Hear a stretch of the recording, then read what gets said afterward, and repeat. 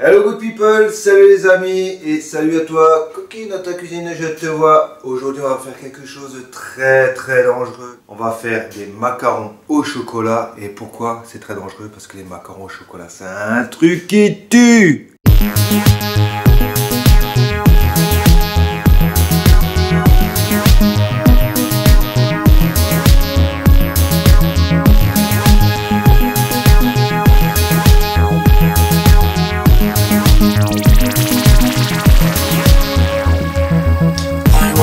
On commence notre recette par la fabrication d'une ganache au chocolat, la ganache qui viendra farcir nos macarons. On commence par chauffer la crème et je verse la crème bouillante sur la couverture.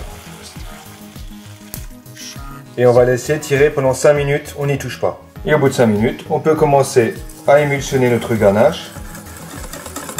Ça va s'émulsionner comme une mayonnaise, ça devient lisse et brillant. Elle est environ à 40 degrés et je peux rajouter le beurre qui est relativement froid.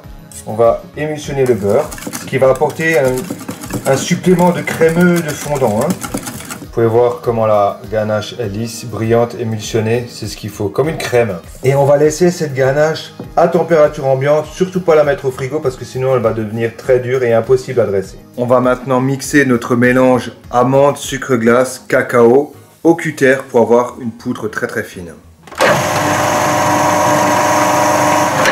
Et voilà, je débarrasse mon mélange temps pour temps avec le cacao dans le saladier. Je rajoute le blanc d'œuf et je mélange le tout pour avoir une pâte, obtenir une pâte assez, qui va devenir assez épaisse. Voilà, là on est prêt, on peut passer à la suite. Et maintenant on démarre la meringue italienne. La meringue italienne, c'est un sirop qu'on va faire avec l'eau et le sucre, qu'on va cuire à 120 degrés et qu'on va verser sur les blancs d'œufs à moitié montés.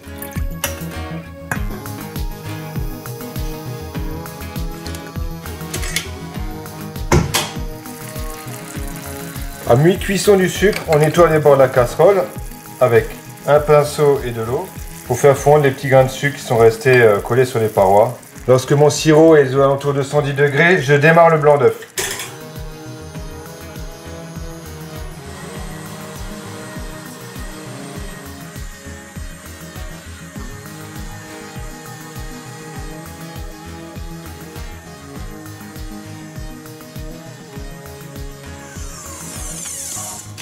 Lorsque la meringue est aux alentours de 40 degrés, on l'arrête.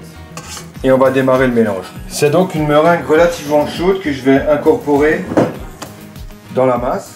D'abord un petit peu pour détendre.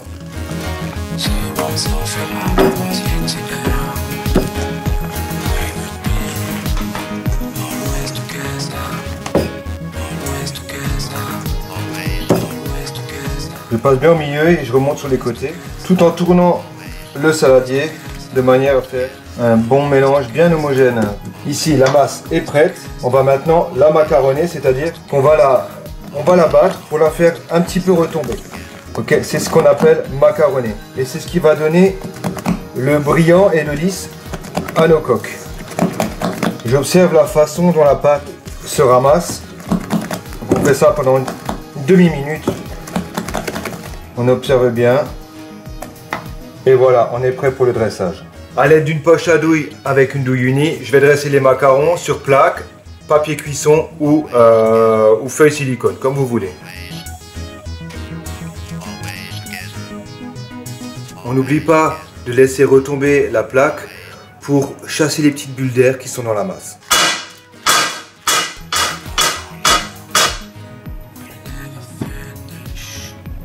Comme ce sont des macarons à la meringue italienne, il n'est pas nécessaire de les faire sécher avant de les cuire. Donc dès qu'on les a dressés, on peut les cuire à 150 degrés en chaleur tournante.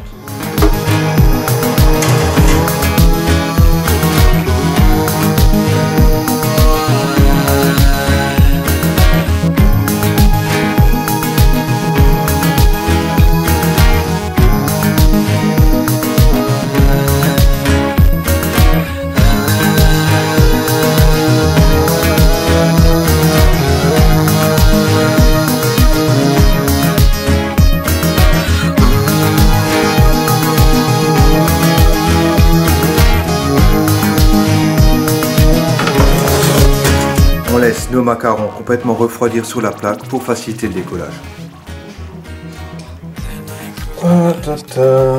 Notre petite ganache est à température ambiante, elle a eu le temps de refroidir.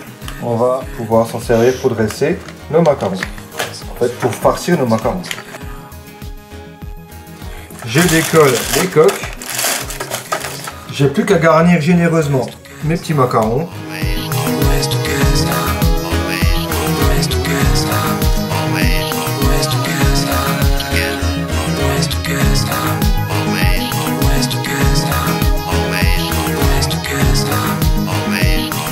J'adore les happy end.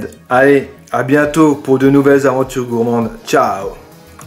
Et comme toujours avec les macarons, c'est 24 heures de maturation minimum avant dégustation.